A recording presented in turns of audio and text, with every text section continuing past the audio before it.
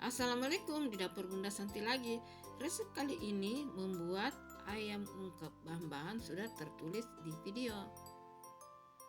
Ada bawang putih, ada bawang merah, ada kunyit, ada jahe, ada lengkuas, ada serai, ada daun jeruk, ada daun salam, ada ayam, ada bumbu marinasi, dan ada bawang putih bubuk. Selanjutnya cara membuatnya sudah tertulis dan tertera di video. Nonton sampai habis ya, jangan lupa like, komen, dan subscribe. Juga jangan skip iklan. Semoga resepnya bermanfaat. Terima kasih.